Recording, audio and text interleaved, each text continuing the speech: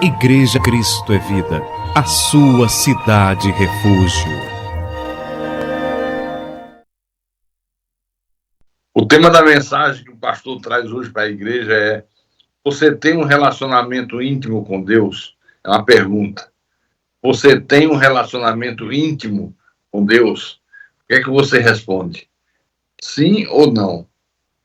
Na sua opinião, na sua avaliação, você tem um relacionamento íntimo com Deus? O Deus vivo, o Deus da Bíblia, o Deus que nos criou a sua imagem e a sua semelhança? Então vamos abrir a Bíblia em 1 Coríntios capítulo 11, versículo 1. 1 Coríntios capítulo 11, versículo 1. O apóstolo São Paulo escreveu à igreja dos Coríntios e disse: sede meus imitadores, como também eu sou de Cristo. Sede meus imitadores, como também eu sou de Cristo. Vamos orar para que o Espírito Santo fale ao nosso espírito nesta manhã de domingo. Oremos ao nosso Deus agora. Senhor Jesus Cristo, Tu és o único e soberano Deus, não há outro. O Deus criador dos céus e da terra, o Deus que nos salvou, que nos libertou, que nos levantou quando nós estávamos caídos. O Deus de milagre, o Deus de maravilhas, o Deus de eterno poder. E que nessa manhã nós possamos ouvir a Tua voz, aquela voz que fala no íntimo do nosso ser, no mais profundo da nossa alma. Aquela voz que nos orienta, que nos admoesta, que nos corrige, que nos dá alento. É essa voz que nós queremos ouvir. Fala através do teu pastor, do teu servo. Usa-me pelo teu Espírito Santo, fortalece-me, capacita-me, porque a minha suficiência vem de ti, ó Deus. Vem do Senhor, Deus Todo-Poderoso. Eu te peço em nome de Jesus e que todos aqueles que creem digam amém e amém. Diga graças a Deus. Meus irmãos, essa frase dita pelo apóstolo Paulo, ser de meus imitadores, como também eu sou de Cristo, na verdade, foi um apelo emocionado do apóstolo São Paulo para que os cristãos da época seguissem seus exemplos, assim como ele seguiu o exemplo de Jesus. E para nós hoje é a mesma coisa. É um apelo emocionado de Paulo para que nós sejamos inteligentes, sábios, para seguir o exemplo de Paulo, assim como Paulo seguiu o exemplo de Jesus. Na realidade, é um chamado à imitação do comportamento, dos ensinamentos de Paulo, que, por sua vez, são baseados nos ensinamentos e nos exemplos que o Senhor Jesus deu durante o seu ministério terreno. Então, o apóstolo Paulo se apresenta como um exemplo baseado na imitação que ele fazia de Cristo. Ele imitava Jesus. É preciso que você compreenda isso. E isso aqui desmonta o argumento que muitos usam para justificar uma vida de erros, uma vida de pecado, quando dizem assim: ah, mas Jesus era Jesus, quem sou eu para viver uma vida santa?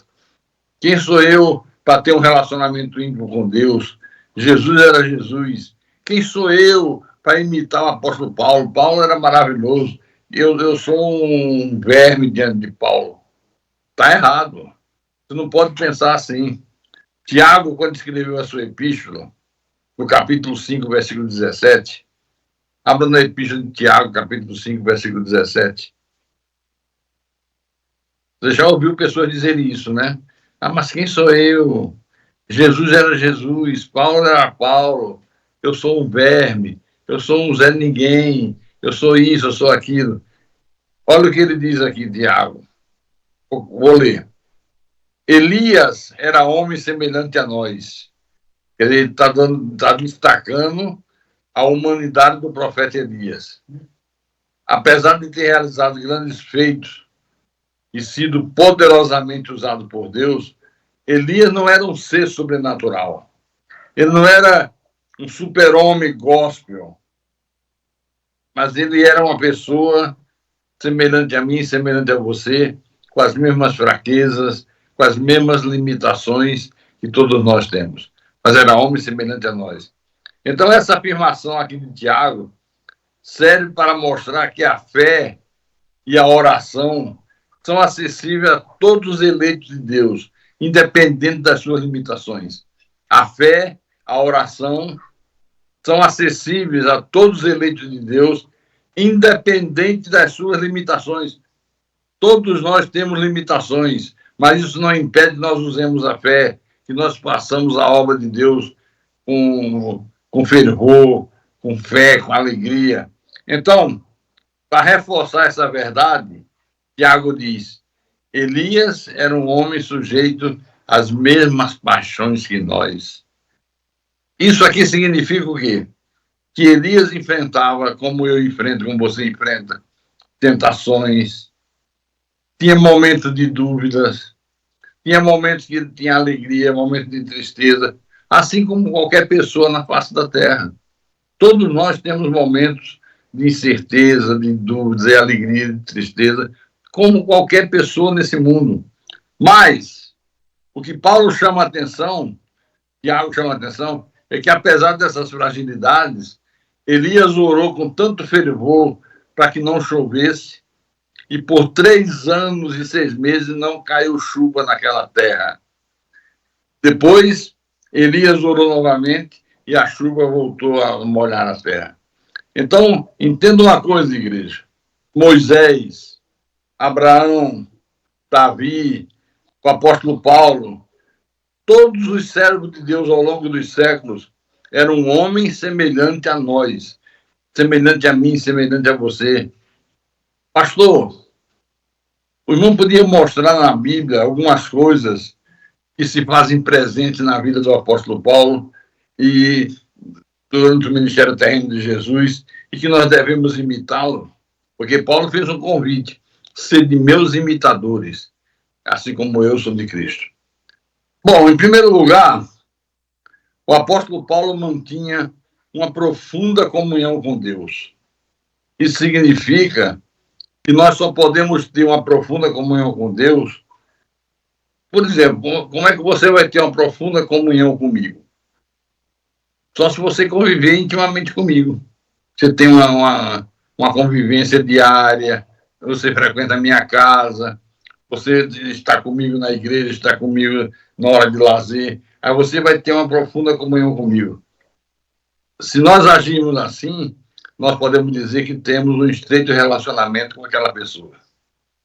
Por isso que Paulo diz em 2 Timóteo, capítulo 1, versículo 12, olha só. 2 Timóteo, capítulo 1, versículo 12. E por isso estou sofrendo essas coisas. Todavia, não me envergonho, porque sei em quem tenho crido, e estou certo de que ele é poderoso para guardar o meu depósito até aquele dia. Paulo está dizendo aqui: eu sei em quem eu tenho crido, eu o conheço Deus em profundidade, eu tenho uma profunda intimidade com ele. É isso que o apóstolo Paulo está dizendo. Agora, não basta você saber que Paulo teve uma profunda intimidade com Deus. É fundamental que você saiba o que é que levou Paulo a ter essa profunda intimidade com o Senhor. A gente precisa saber quais as coisas que levaram o apóstolo a ter essa intimidade com Deus, uma profunda intimidade com Deus, para que nós possamos também ter acesso a essa intimidade, para que nós possamos também ter a mesma intimidade que Paulo teve. Porque Paulo era homem semelhante a mim, semelhante a você. Como o profeta Elias era homem semelhante a mim, semelhante a você. Então, o apóstolo Paulo buscava o conhecimento de Deus usando o intelecto, através da leitura da palavra, da leitura de livros. Por exemplo, 2 Timóteo, capítulo 4, versículo 13. Bote aí. Marquei na tua Bíblia. 2 Timóteo, capítulo 4, versículo 13. Paulo estava preso em Roma e ele escreve essa epístola para quem? Timóteo. Timóteo era um jovem pastor, um discípulo do apóstolo Paulo. Então, Paulo mandou para Timóteo dizer o seguinte: quando vieres para Timóteo ir visitá-lo em Roma, traze a capa que deixei em Troade, em casa de Carpo, bem como os livros, especialmente os pergaminhos. Olha só, igreja, como é que você pode ter conhecimento de Deus se você não quer a palavra? Se você não prioriza a palavra? Se você não mergulha a fundo no conhecimento de Deus? Como é que você quer ter conhecimento de Deus se você não faz essas coisas?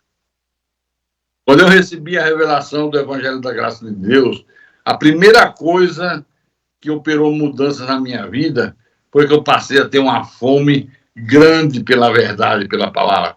Eu devorava a Bíblia. Eu começava o meu dia de trabalho às 7h30 da manhã e muitas das vezes só me dava conta que o dia tinha passado quando minha esposa chegava na varanda da nossa casa e dizia: já são 10 horas da noite, você não vai dormir? De 7h30 até as 10 da noite, sentado, estudando a Bíblia, preparando aula de seminário, escrevendo livros, preparando mensagens para a igreja, para minhas pregações. Era um mergulho profundo na busca pelo conhecimento de Deus. Eu passei a ser um devorador de livros. Como eu comprei livros, eu lia livros de pregadores antigos, pregadores como, por exemplo, Dr. Martin Lloyd Jones, um excelente pregador da graça de Deus do século XVIII, século XIX, por aí. Agora, o segundo elemento que contribuiu para Paulo ter intimidade com Deus, primeiro foi ele buscar o conhecimento usando o intelecto, lendo a Bíblia, discernindo, analisando, orando a Deus para dar o discernimento perfeito daquela passagem, e também através dos livros. Você vê que ele pede para Timóteo trazer os livros, especialmente os pergaminhos. O segundo elemento que contribuiu para Paulo ter intimidade com Deus foi a oração.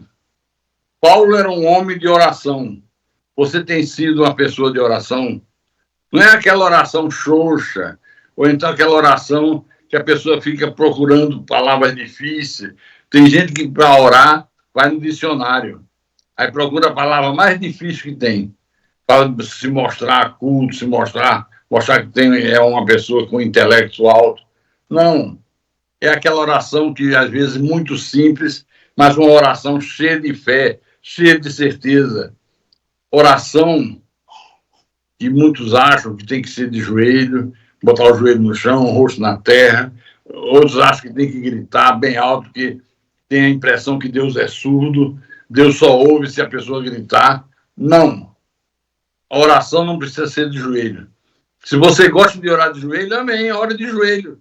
Mas pode ser em pé, pode ser deitado, pode ser sentado, pode ser da maneira que você quiser. Desde que você faça com seriedade e fé, você ora da maneira que você sentir vontade. Uma certa ocasião, eu ouvi um relato que uma determinada igreja promoveu um retiro espiritual. Os irmãos da igreja foram para uma pousada, se reuniram lá na pousada, e tinha um irmão que gostava sempre de orar. Então, quando chegou na hora do almoço, o pastor, o líder, perguntou assim: quem quer fazer a oração? O irmão foi o primeiro a levantar a mão. Toda vez que surgia a oportunidade de orar, ele levantava a mão e queria orar. O pastor disse: então o irmão fulano vai orar, e o irmão começou orando, pedindo a Deus, agradecendo a Deus pelo arroz, pelo feijão, pela carne que estava posta sobre a mesa.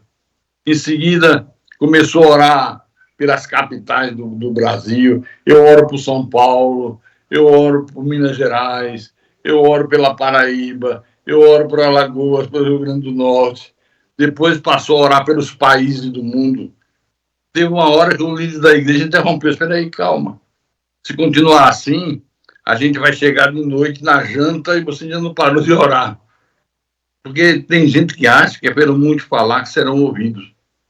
Jesus ensinou isso no Sermão do Monte, que não é pelo muito falar que nós somos ouvidos, porque Deus conhece as nossas necessidades antes que nós o peçamos. Diga graças a Deus. Outro elemento que possibilita você conhecer Deus na intimidade é você ter experiências com Deus. O cristão tem que ter experiências com Deus.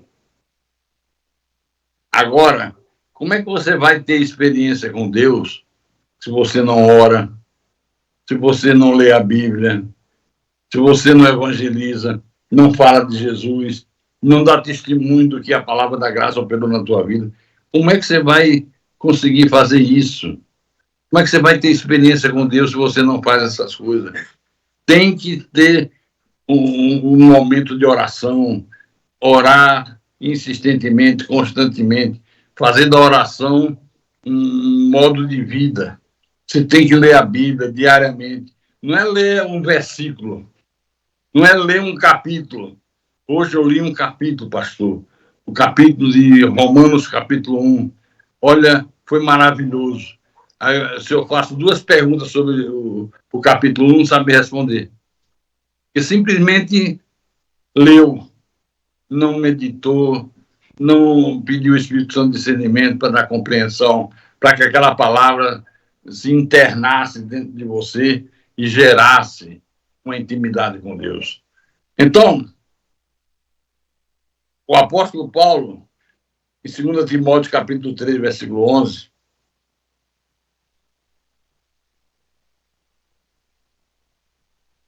marcou na tua Bíblia, 2 Timóteo, capítulo 3, versículo 11. Olha o que Paulo diz.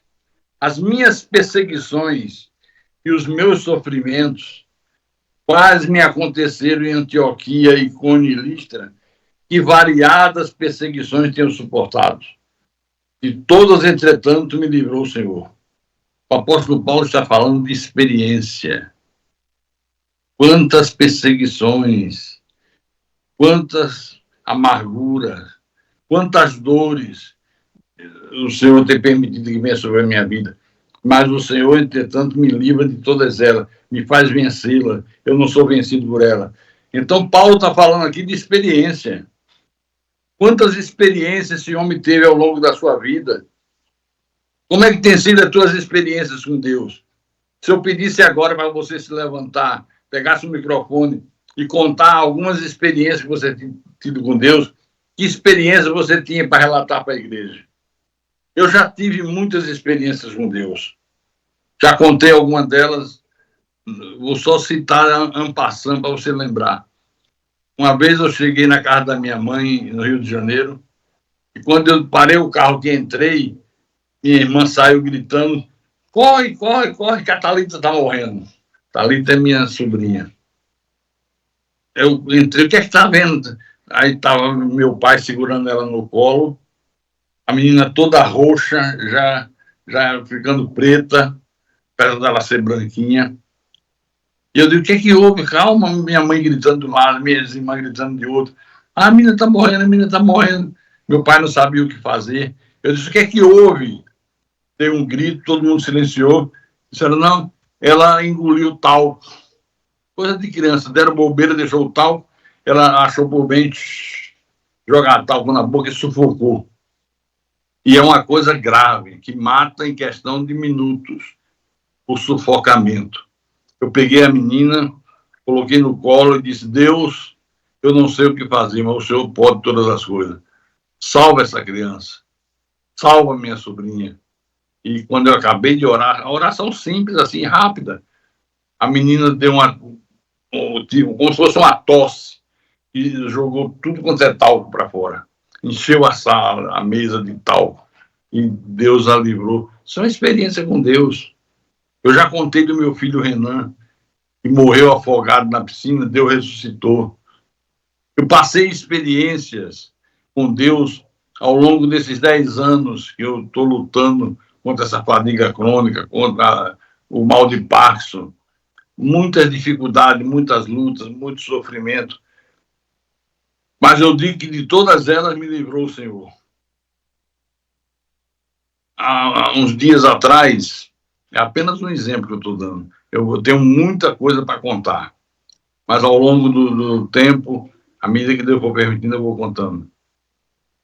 Eu moro numa casa alugada e o dono do imóvel veio trazer um homem que estava interessado em comprar a casa.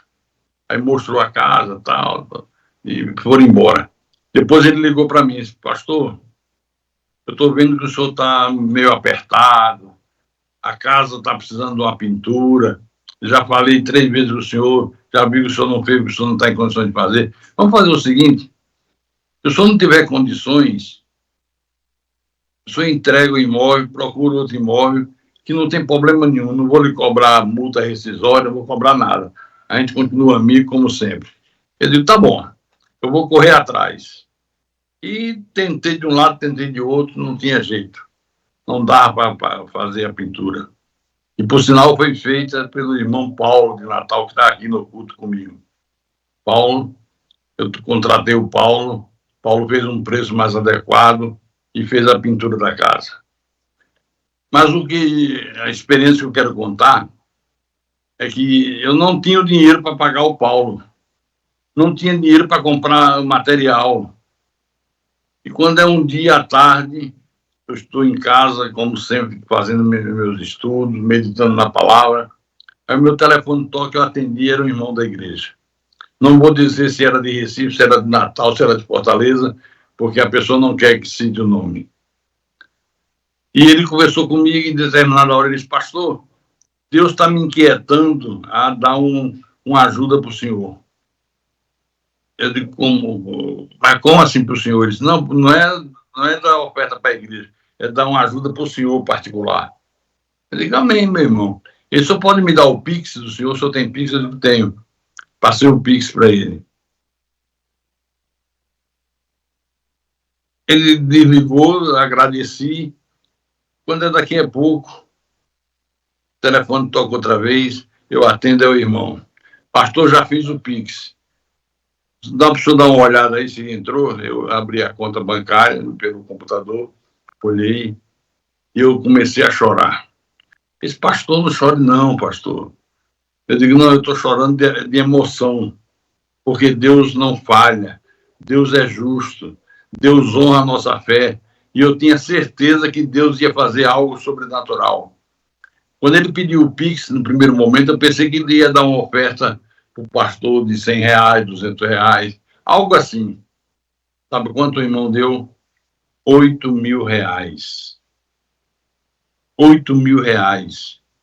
Que deu para pagar Paulo, comprar o material, ainda sobrou umas besteirinhas. São experiências com Deus. A implantação dessa igreja de Fortaleza, uma experiência com Deus. Eu não queria mais voltar ao Ceará. Eu passei tanto sofrimento, tanta coisa ruim, não por causa da cidade, não por causa do povo, mas as situações que eu passei quando saí da IURD. E eu dizia: eu não quero mais voltar lá, fiquei traumatizado, não quero mais passar sobre Fortaleza nem de avião. Eu dizia isso. Não quero mais ir a Fortaleza nem de avião. Mas você sabe que as coisas não são como nós queremos, mas sim como Deus quer. Diga: tudo acontece como Deus quer. Amém. Preparei uma viagem para Salvador, a convite do pastor Wilson. Ele me convidou para passar uma semana em Salvador. Disse: pastor, já tem a pousada pronta, reservada, o senhor vem com sua família, descansa, a gente vai conversar, vai trocar ideia, vai ser maravilhoso. Eu disse: tá bom. E preparamos a viagem. Naquela semana que eu ia viajar, eu estava sentado na varanda da casa, onde eu ficava habitualmente, com a minha mesa de trabalho, de estudo, e de repente eu fui pegar um livro. Entrei no quarto, fui na prateleira, peguei o livro. Fazia tempo que eu não lia aquele livro, e eu queria pegar alguma coisa que me veio à memória e eu não lembrava. Quando eu abri o livro, tinha lá escrito assim, logo na capa, na contracapa: Marquinhos, Fortaleza, Ceará. e o telefone. Aí eu virei para minha esposa e disse, será que esse Marquinho é aquele Marquinho que nós conhecemos no Rio, que saiu do Rio, foi para Recife, depois foi para Fortaleza? Será que é ele? E a mulher disse, não sei, só liga aí para ver. Aí eu liguei. Era o Marquinho que eu conhecia, desde o Rio de Janeiro.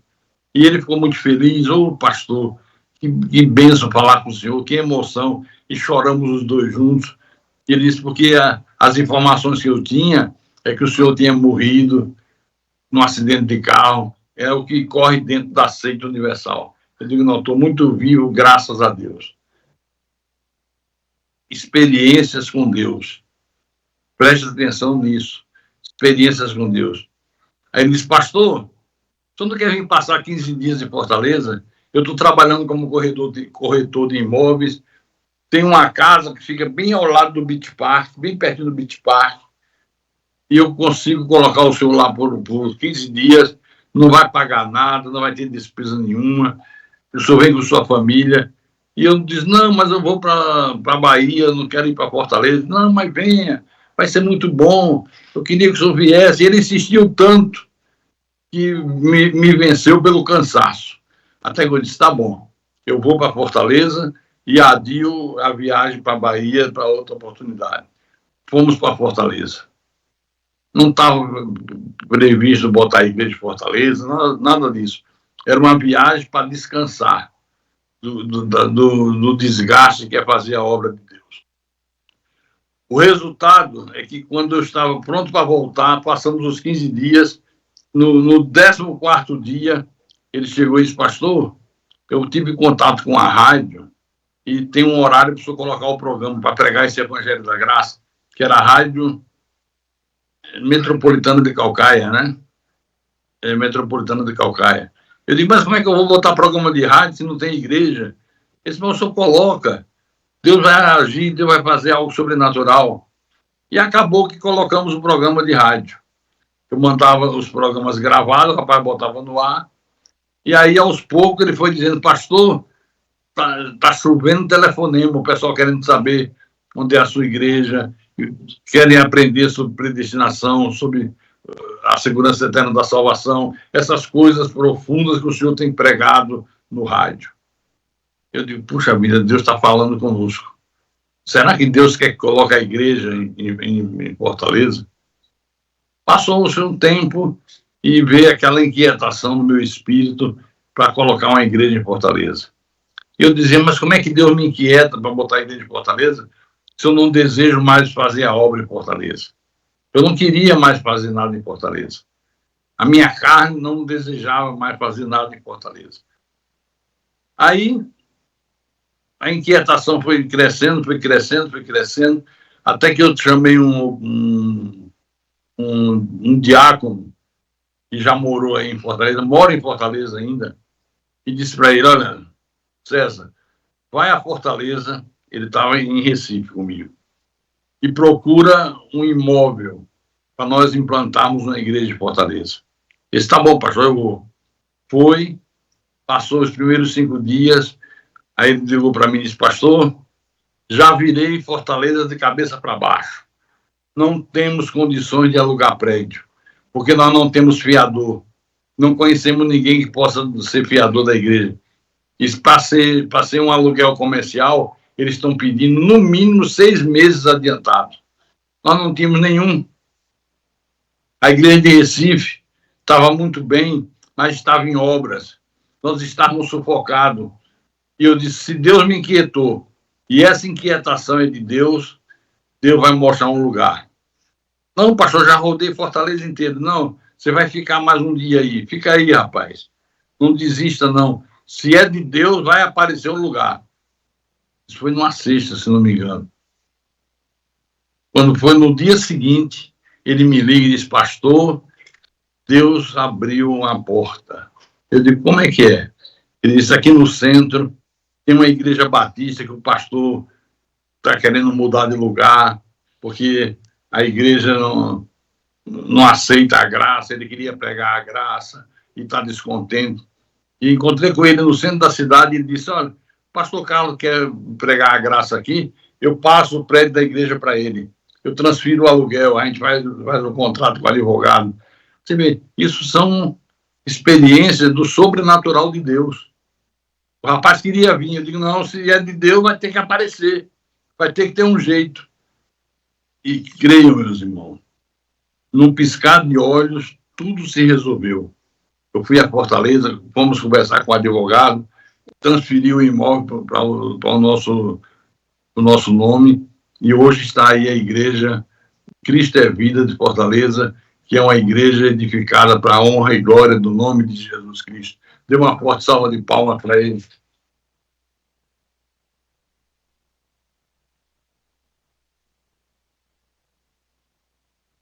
Outra coisa que faz você ter intimidade com Deus é você praticar o evangelho.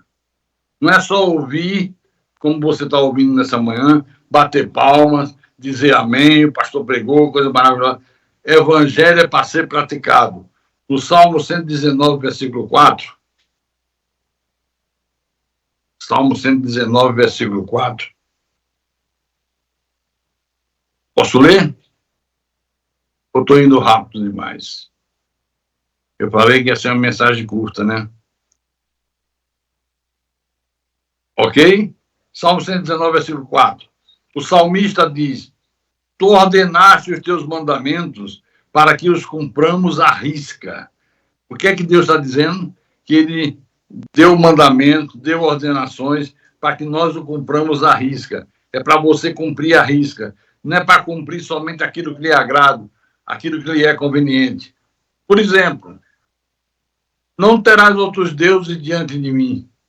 Quem é que cumpre isso? Quem tem cumprido isso, levanta a mão. Não terás outros deuses diante de mim. Levanta a mão, levanta alta, igreja. Força! Acorda, tu que dormes. Outro exemplo. Maridos, amai a vossa mulher como também Cristo amou a igreja e assim mesmo se entregou por ela. Os maridos, quem tem cumprido esse mandamento, levanta a mão. Os maridos, amai a vossa mulher como também Cristo amou a igreja e assim mesmo se entregou por ela.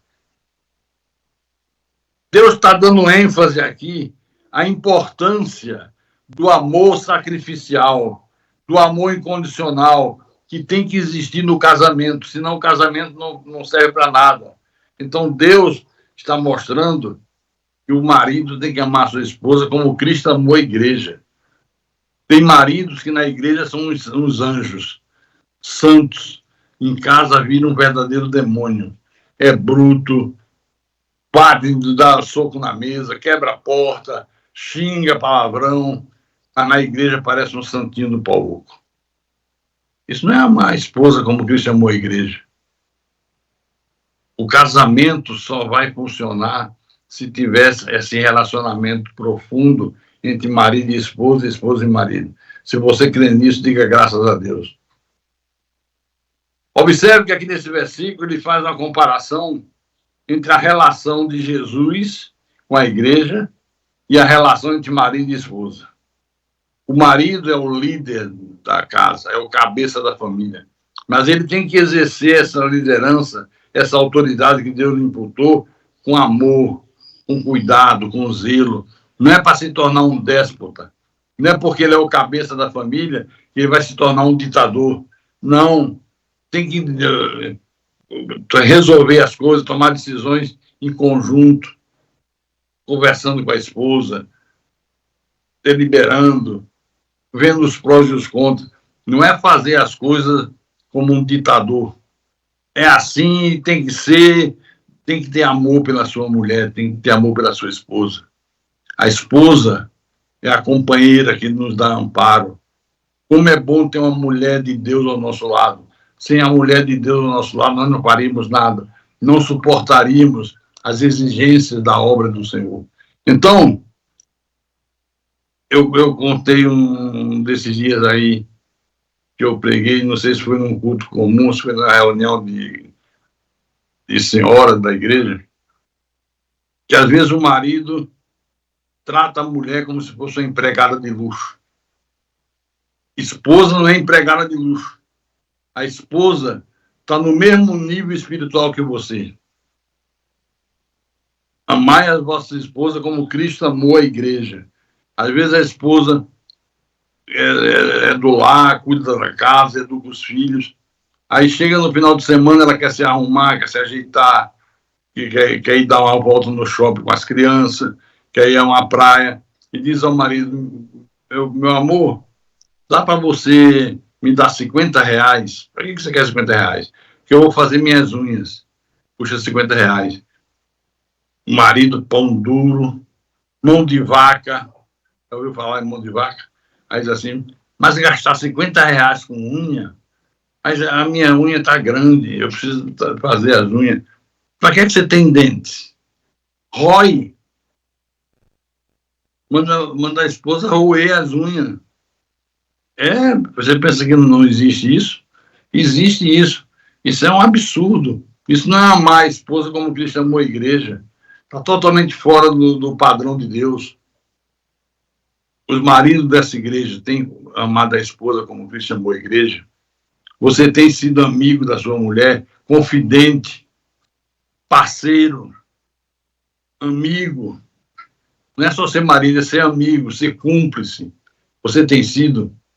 Como está o teu casamento? Como está o teu relacionamento com a tua esposa? Hebreus capítulo 13. Capítulo 13 não, capítulo 10. 10, versículo 25. Tu ordenaste os teus mandamentos para que os cumpramos à risca. É para cumprir à risca. Outro, não deixemos de congregar-nos, como é costume de alguns. Antes, façamos as demonstrações, e tanto mais quanto vezes que o dia se aproxima. Não deixemos de congregar-nos. Quem tem cumprido esse mandamento, levante a mão. Eita, agora ficou brabo, né, pastor? Quem tem estado na igreja quarta-feira à noite, domingo de manhã, domingo à noite? É para cumprir a risca. Não deixemos de congregar-nos, como é costume de alguns. Aliás, um péssimo costume. Agora sim, Hebreus capítulo 13, versículo 17. 13, 17. Obedecei aos vossos guias e sede submissos para com eles, pois velam por vossa alma como quem deve prestar contas, para que façam isto com alegria e não gemendo, porque isto não aproveita a vós outros. Obedecei aos vossos guias, sede submisso, eles velam pela vossa alma. O pastor vela pela tua alma, o pastor vela pela tua vida espiritual. Se ele vê você praticando uma coisa errada, ele te chama, ele te exorta, é para o teu bem, não é para o teu mal. Então Paulo diz, para que façam isso com alegria e não gemendo. Quando é que o pastor faz a obra gemendo? Quando há por parte do povo rebeldia, não há submissão à liderança da igreja. Cada um quer fazer o que dá na telha, cada um quer ir por um caminho, um quer ir para a direita, outro vai para a esquerda, outro vai para trás, outro vai para frente. Vira uma verdadeira feira de mangaia. Não funciona. Velam pela vossa alma como quem deve prestar conta. Eu tenho que dar conta das ovelhas que Deus tem me confiado ao pastoreio. Deus cobra de mim, por isso que às vezes eu sou tão chato. Às vezes algumas pessoas, o pastor Carlos é muito exigente, porque eu vou ter que prestar contas a Deus. Se eu for mão frouxa, se eu deixar a coisa correr solta, Deus vai cobrar de mim. Ele vai dizer, o que é que você fez? Por que é que você não tomou uma atitude? Por que é que você não repreendeu? Por que é que você não disciplinou? Por que é que você não tomou providência? Eu tenho que prestar contas a Deus. É isso que está escrito aqui. Se você não é submisso, não coopera com o pastor faz a obra gemendo, sofrendo. Igreja indisciplinada, igreja que tem fofoca, igreja que tem rebelião, igreja que toda hora parece um inferno. Igreja não é inferno, igreja é paraíso. Outro elemento importante para você ter uma profunda comunhão com Deus é a obediência. Esse é um dos mais importantes elementos para que eu tenha comunhão com Deus. Só pode ser obediente a Deus quem tem comunhão com Ele. essa obediência aqui é quando você discerne que Deus está falando com você. E você não tem dúvida. Você obedece. Abra em Atos dos Apóstolos, capítulo 12. Atos, capítulo 12, versículo 6 em diante. Você vai entender melhor agora. Encontraram? Então vamos ler do versículo 6 em diante. E percorrendo a região frígio-gálata, tendo sido impedidos pelo Espírito Santo de pregar a palavra na Ásia. Ora, os apóstolos, Paulo, foi impedido de pregar a palavra na Ásia, queria ir para a Ásia, Deus não permitiu. Defrontando Mísia, tentavam ir para a Bitínia, mas o Espírito de Jesus não permitiu, e tendo contornado Mísia, desceram a Troade. À noite, sobreveio a Paulo uma visão, na qual um varão macedônio estava em pé e lhe rogava, dizendo: passa a Macedônia e ajuda-nos. Assim que teve a visão, imediatamente procuramos partir para aquele destino, concluindo que Deus nos havia chamado para lhes anunciar o Evangelho. Paulo queria ir para a Ásia, mas Deus queria que ele fosse para a Europa. Quero ir para a Ásia, Deus, você não vai para a Ásia, vai para a Europa. O que é que diz o texto?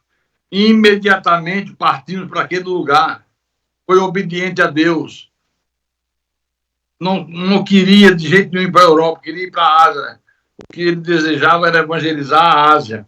Deus disse: não, você vai para a Europa. Você vai para a Europa, você vai para a Europa. Você obedece a Deus quando Deus coloca algo no teu coração. E você tem certeza que Deus está falando contigo. Você quer tomar uma decisão importante para a tua vida. Você ora e Deus dá uma resposta e você vai lá e age pela fé, obedece o que Deus está mandando, crê que vai fazer aquilo conforme Deus determina e que vai dar tudo certo. Como é que você tem procedido? Atos, capítulo 20, versículo 22 e 23. Está aí pertinho. Vou ler. E agora, eis que, constrangido eu pelo Espírito, vou para Jerusalém, não sabendo que lá me há de acontecer, senão o que o Espírito Santo, de cidade em cidade, me testifica, dizendo que me esperam prisões e tribulações. Sabe quem está dizendo isso aqui? Um homem de fé, de uma fé extraordinária, um homem de vida reta, de vida santa, o maior dos apóstolos. Estou indo para Jerusalém, não sei o que vou encontrar lá. A única coisa que eu sei é que o Espírito Santo está me garantindo que me esperam prisões e tribulações. E foi. Você quer fazer a obra de Deus?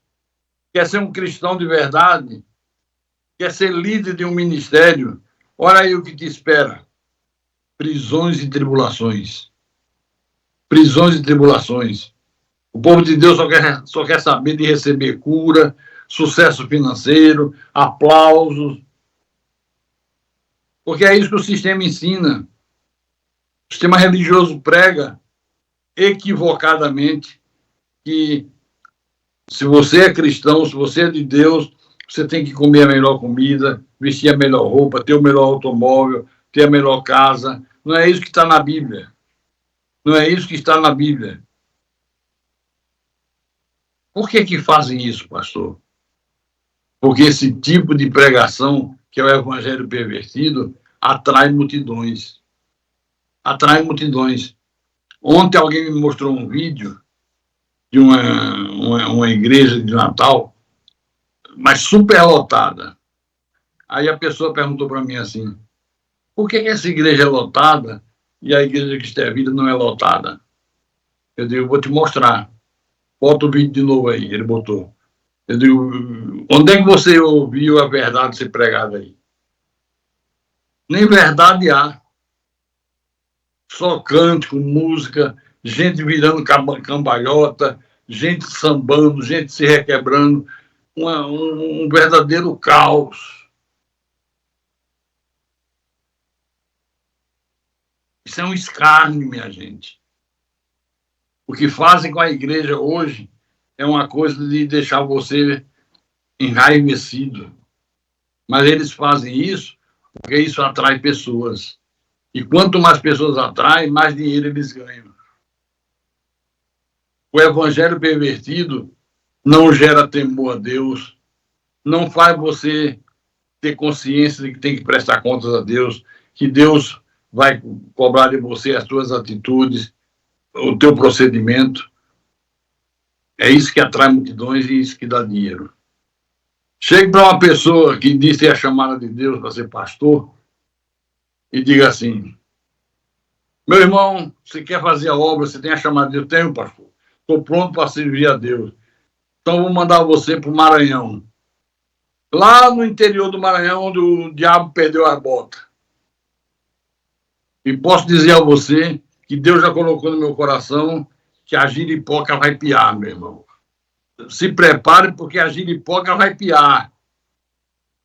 O Espírito Santo revelou isso, pastor. Está amarrado. Estou fora. Isso é do diabo, pastor. Deus não quer isso. Deus quer que a gente seja próspero. Deus quer que a gente more bem, coma bem, vista bem, tenha um bom salário. Não é passar por sofrimento. É isso que o sistema religioso envenenou a igreja. É uma tragédia espiritual. Está amarrado. Tribulações. Já imaginou se Paulo fosse dessa geração de hoje? O que me espera são cadeias e tribulações. Cadeia, prisão, tribulações, é isso que espera. Eu acho que hoje não teria nenhum pastor para fazer a obra, senão os que pregam a graça de Deus. Outro elemento que faz você ter intimidade com Deus é você não abrir mão da verdade do Evangelho. Por quê? Porque Paulo disse, segundo aos Coríntios, capítulo 2, versículo 11, olha como esse homem não abria a mão da verdade sagrada. Segundo aos Coríntios, capítulo 2, versículo 11.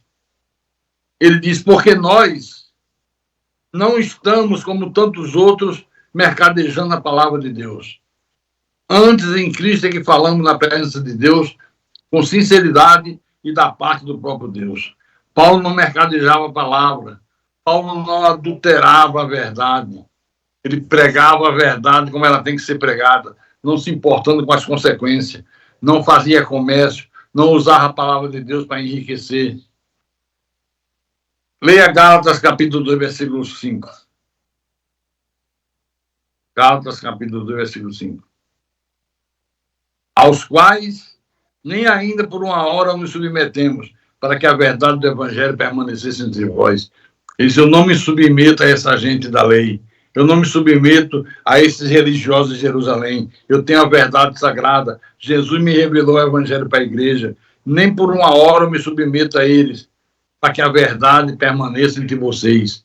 Não negociava, não fazia concessões, não abria mão da verdade, não permitia que a verdade do Evangelho fosse maculada pelo legalismo que imperava em Jerusalém. Gálatas capítulo 2, versículo 8. Gálatas 2, 8. Pois aquele que operou eficazmente em Pedro para o apostolado da circuncisão, a lei, também operou eficazmente em mim para com os gentios, o evangelho da graça, pregado aos gentios. Assim como ele usou Pedro para pregar para os judeus, o legalismo de Jerusalém, ele usou Paulo para pregar para os gentios. Gálatas, versículo 1, capítulo 1, versículo 8 e 9.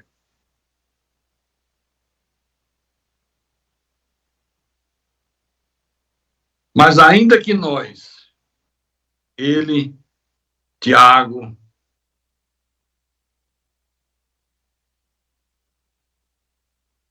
só um pouquinho, só um instante. Eu bati a mão aqui. Ok. Ele, Tiago, Timóteo. Mas ainda que nós, o mesmo anjo, olha como Paulo foi na raiz do problema. Mesmo que venha um anjo do céu e anuncie a vocês outro evangelho, além desse que eu tenho pregado, considere-o anátema. Considere-o filho do diabo. Depois você lê o resto, que ele faz 2 vezes a mesma colocação. Há um evangelho pervertido aí no meio religioso, porque muitos se acovardam de pregar, de proclamar o verdadeiro evangelho. Se prostam diante dos poderosos da religião. Paulo não se prostrou, Paulo não se curvou. Paulo disse, eu não me curvo a vocês. A verdade de Deus é essa que eu prego. Só existe um evangelho, o evangelho da graça de Deus. Não existe 2, não existe 3. Existe um só evangelho, que é aquele que o Cristo ressuscitado revelou a Paulo. 1 Timóteo capítulo 4, versículo 1 e 2. 1 Timóteo capítulo 4, versículo 1 e 2. Ora, o Espírito afirma expressamente que nos últimos tempos alguns apostatarão da fé, por obedecerem a espíritos enganadores e a ensino de demônios. Ensino de demônios é a adulteração da verdade. É aquilo que é adulterado, que é pervertido. Espíritos enganadores são os falsos pastores, os falsos bispos, os falsos apóstolos, que estão aí dominando o sistema religioso. Por exemplo, onde está na Bíblia Deus mandando fazer corrente de libertação? Onde está na Bíblia isso? Em lugar algum. Onde está na Bíblia Deus mandando fazer fogueira santa, procissão, usar uma rosa ungida para botar em cima da geladeira para mandar o demônio sair de casa? Onde está na Bíblia fazer imagem de escultura? Em lugar nenhum. Em lugar nenhum. É o evangelho pervertido. São ensinos de demônio. Outra característica de quem tem intimidade com Deus é a capacidade para suportar qualquer situação na vida. Abre Filipenses capítulo 4, versículo 11 e 12. Deus é tremendo. Eu tinha posto no meu coração que eu ia pregar meia hora. Eu digo, eu não sei nem se eu vou aguentar meia hora. Já passou faz tempo. Tenha paciência. Não tenha pressa. Encontraram Filipenses 4, versículo 11 e 12. Digo isto não por causa da pobreza, porque aprendi a viver contente em toda e qualquer situação. Tanto ser estar humilhado, como também ser honrado. De tudo e em todas as circunstâncias já tenho experiência, tanto de fartura como de fome, assim de abundância como de escassez. Eu sou um fã incondicional do apóstolo Paulo. Eita cabra macho, viu? Esse era macho. Esse não abria nem para o cão, nem para um trem carregado de bomba atômica. O sujeito era homem, o sujeito era corajoso. A igreja aí fora não fala disso aqui. Diz que é do diabo. Paulo sabia viver em qualquer situação. Ele disse, eu sei viver abatido, passando fome, padecendo. Eu sei viver, já tenho experiência disso. Você sabe o que é que essas 3 coisas produzem na vida das pessoas? Tanto sei viver abatido, como passando fome, como... O que é que isso produz na vida das pessoas? Quando a pessoa não tem Deus, quando a pessoa não vive uma fé verdadeira, isso produz desânimo, revolta, uma baixa autoestima, angústia. Mas se a pessoa tem uma vida de intimidade com Deus, ela passa por esses problemas e tira tudo de letra, porque maior é aquele que está nela do que aquele que está no mundo. Mas ele também diz, fartura e abundância. O que é que essas 2 coisas, muitas das vezes, produzem na vida das pessoas? Fartura e abundância. Ele diz. Você sabe me responder? Orgulho e arrogância. Fartura, abundância. A pessoa está num trabalho simples, ganha um salário pequeno, não tem automóvel, aí trabalha, vai melhorando de vida, passa a ter um salário bom, compra um automóvel, mora numa casa boa, aí começa as mudanças. Fica orgulhoso, arrogante, se sente melhor do que todo mundo. Então tem que ter cuidado, porque fartura e abundância pode gerar coisas ruins na tua vida se você não estiver espiritualmente preparado. Por isso que Paulo disse, eu tenho experiência, porque Deus foi preparando esse homem. E por isso, em Filipenses capítulo 4, versículo 13, ele diz, tudo posso naquele que me fortalece. Tudo eu posso. O sistema religioso ensina que tudo eu posso naquele que me fortalece. Eu posso comprar um carro importado, eu posso comprar uma mansão, eu posso comprar um sítio. Não tem nada a ver com isso aqui. Tudo posso naquele que me fortalece. Paulo está dizendo, seja momentos bons, seja momentos ruins, eu posso passar por todos eles, que não vai alterar a minha fé, não vai me fazer cair, não vai me fazer virar as costas para Deus, não vai me fazer sair da igreja. Tudo eu posso naquele que me fortaleça. Você já percebeu, eu falei no início, que quando Paulo escreveu essa epístola, ele estava preso em Roma. Ia ser decapitado. Mas Paulo aproveita cada minuto para ajudar pessoas. Ele não estava murmurando dentro de um cárcere. Ele não estava se maldizendo. Ele não estava dizendo, eu não entendo. Eu servi tanto a Deus, já passei por tantas coisas.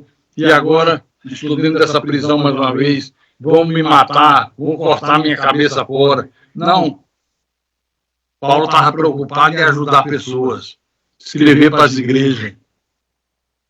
Ele manda que Timóteo traga os livros, principalmente os pergaminhos. Ele estava dizendo, vocês podem passar por tudo isso sem ser vencido.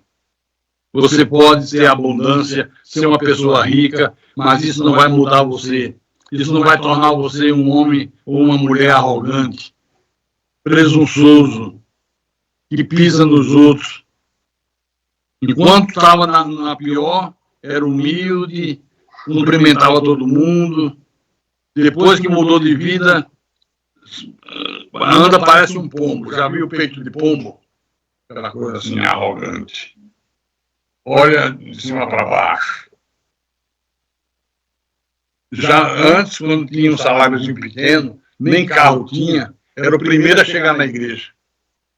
Não tinha nem aberto as portas da igreja, estava na porta esperando. Depois que melhorou de vida, falta cultos. Vem quando tem vontade. Não leva a sério mais as coisas de Deus. Dá mais importância ao trabalho para ficar mais rico ainda. Então Paulo está dizendo, vocês podem passar por tudo isso sem ser vencido por essas coisas. Outra coisa que acontece quando você busca um relacionamento com Deus é que você aprende a fazer amigos. Eu vou terminar agora. Vou ter que dar uma pausa. Você aprende a fazer amigos. Abra em 2 Coríntios, capítulo 8, versículo 3. 2 Coríntios, capítulo 8, versículo 3. Olha o que Paulo diz a Tito, sobre Tito. Quanto a Tito, é meu companheiro e cooperador. Tito é meu companheiro e meu cooperador. Eu estava meditando nessa mensagem, e vocês lembram que todo dia de manhã, quando eu coloco uma mensagem no grupo da igreja de WhatsApp, ou quando eu coloco qualquer artigo, eu sempre assino e saúdo a igreja dizendo, bom dia, graça e paz aos meus amigos e irmãos. É a minha saudação diária.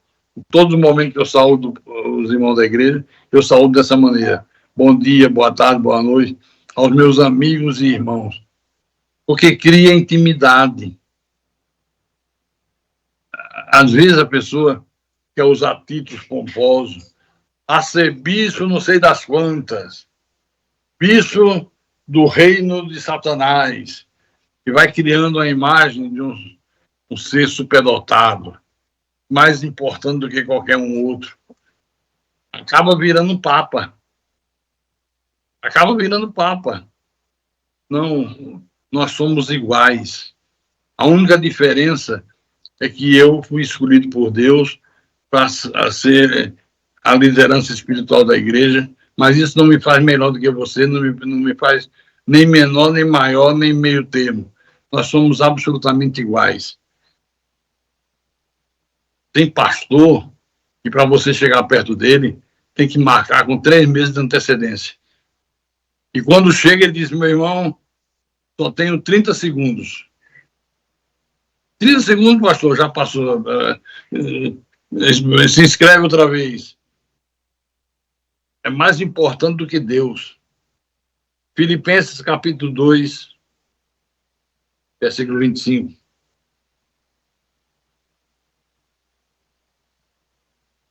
Epafrodito era o companheiro de Paulo.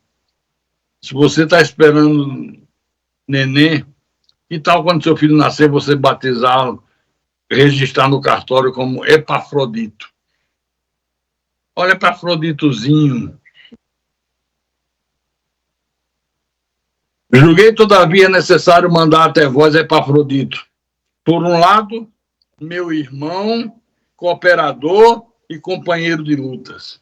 E por outro, vosso mensageiro e vosso auxiliar nas minhas necessidades. Olha como ele trata Epafrodito. Irmão, cooperador e companheiro de lutas. Lindo isso aqui, não? Versículo 26.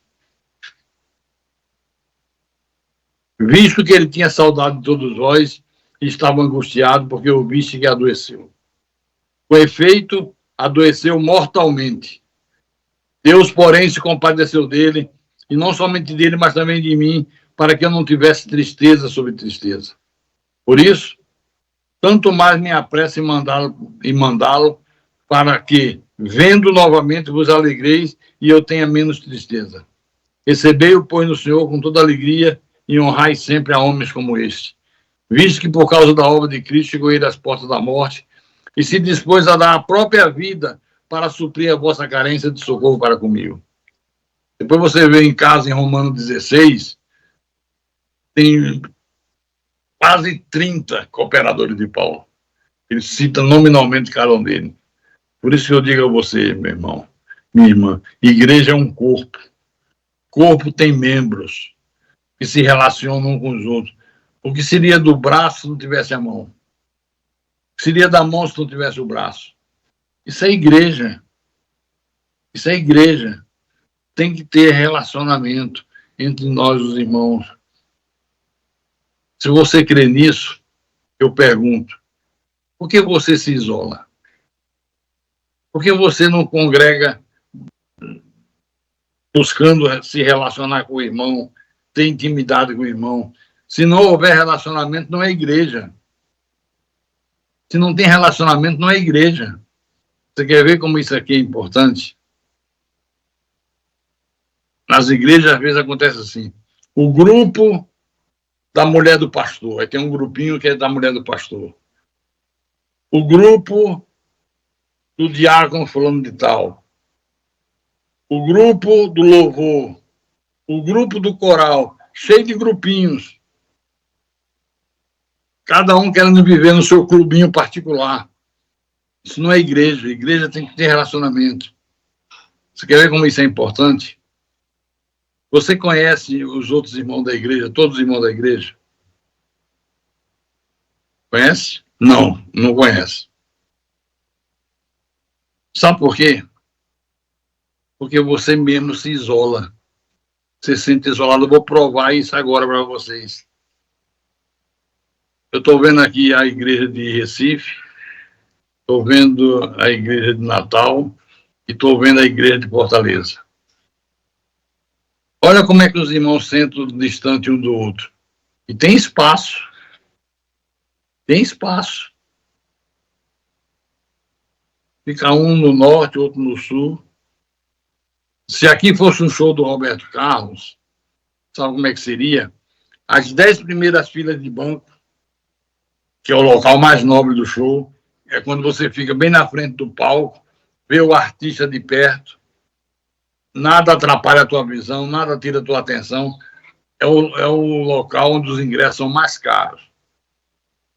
Os 10 primeiros bancos, 10 primeiras filas de banco, ingresso, R$1.000. R$1.000. Você sabia que são os primeiros ingressos que acabam? Os que são vendidos primeiramente, que as pessoas querem estar na frente, querem estar perto, querem ter um lugar especial. As próximas 10 filas de banco, R$800. E assim vai, até chegar no valor de R$ 150. Se isso fosse show de Roberto Carlos, os 10 primeiros bancos custaria R$ 1.000 para você sentar neles. Só que aqui não é show. Aqui é culto. Evangelho da graça de Deus. Aí eu pergunto, se é de graça, por que você não senta nos primeiros bancos? Por que você se isola lá para trás?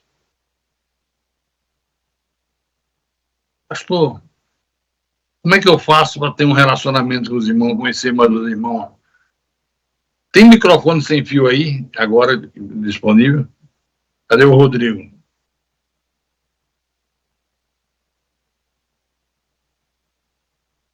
Cadê o Rodrigo?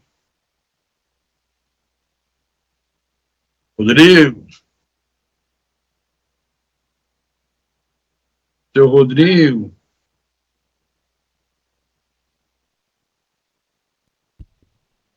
O que você pretende fazer, pastor? Rodrigo, vai lá na igreja, lá onde as pessoas estão sentadas. Escolhe uma pessoa lá qualquer. Escolhe. Rápido, rápido, rápido, rápido.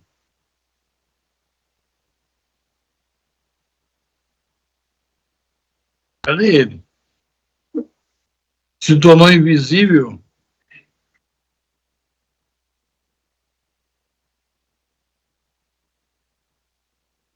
Escolheu, Rodrigo? Fala no microfone, rapaz.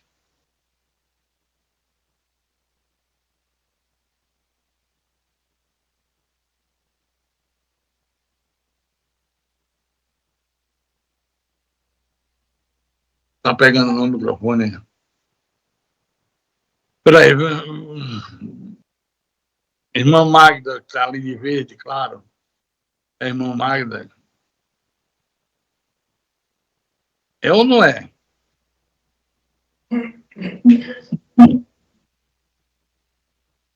Não, o microfone não está pegando, não, Rodrigo.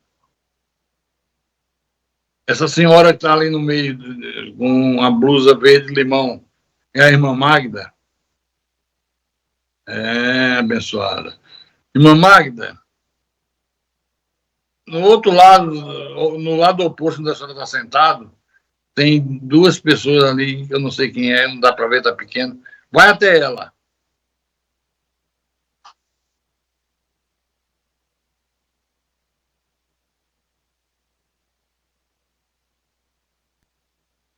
Pergunta para ela o nome dela.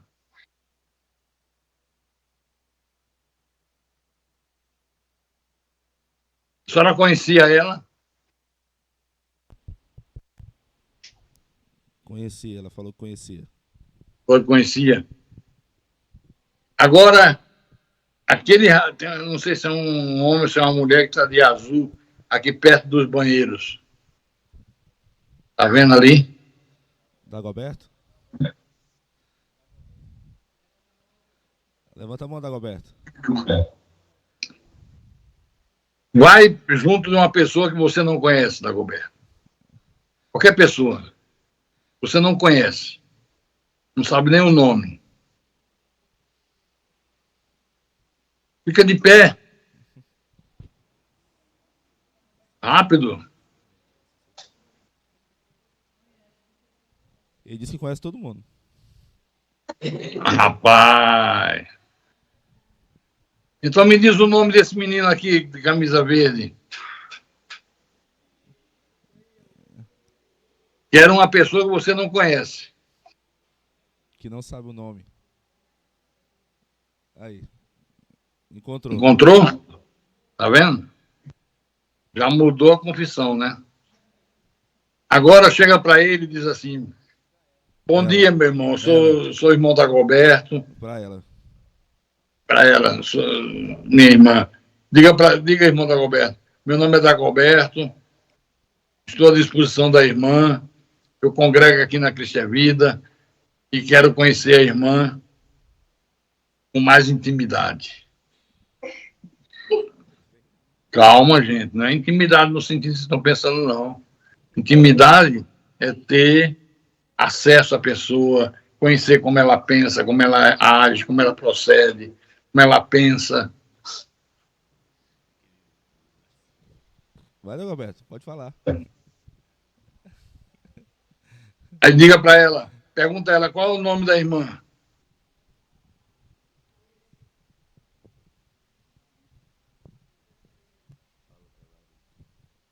É Larissa. Fica difícil fazer assim. Fica mesmo.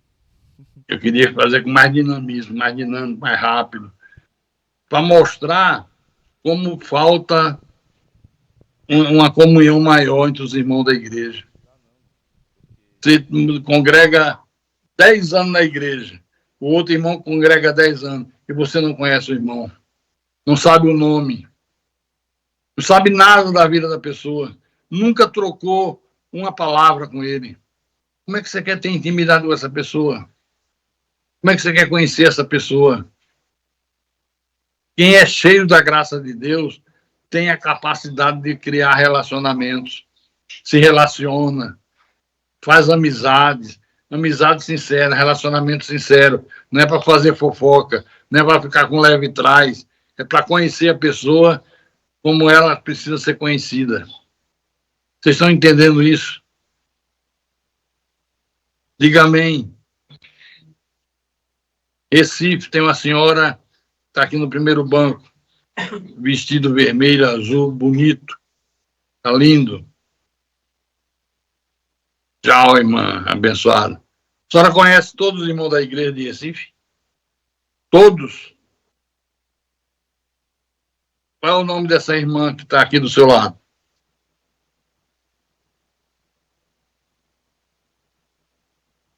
Não tem como ouvir, né? Acertou? Ela acertou seu nome? Hein, irmã que está de branco? Ela acertou o teu nome? Não. Está vendo como não conhece? Tem que conhecer. Tem que ter intimidade. Por isso, eu sou transparente. Qualquer membro da igreja está convidado aí na minha casa a me visitar. Um dia desse foi o irmão Hélio e a irmã Jô. Ficaram 3 dias, ou foram 4 dias, maravilhosos lá em casa. Aí, convivendo, ela vai me conhecer como eu sou de verdade. Porque me conhecer só no altar é uma coisa, me conhecer fora do altar é outra. Você tem acesso à pessoa, não há barreiras de cargo, de poder. Isso é igreja. Isso é criar relacionamentos. Senão vira clube religioso. Nós não somos membros de um clube religioso. Nós somos membros do corpo de Cristo. Diga graças a Deus. Eu queria fazer uma coisa que eu pensei em ver a inspiração, mas assim fica difícil. Tem que ser presencial, porque senão demora muito. Bom, meus irmãos, eu louvo a Deus por ter conseguido pregar até agora. Passei muito da hora. Eu devia não ter falado nada. Toda vez que eu falo, Deus me contraria. Eu disse, calma, garoto, você não sabe o que eu tenho preparado para você. Você achou que meia hora seria suficiente?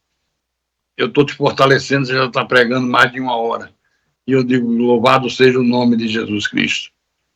Tudo eu posso naquele que me fortalece. Diga bem alto, tudo eu posso naquele que me fortalece. Dê uma forte salva de palmas.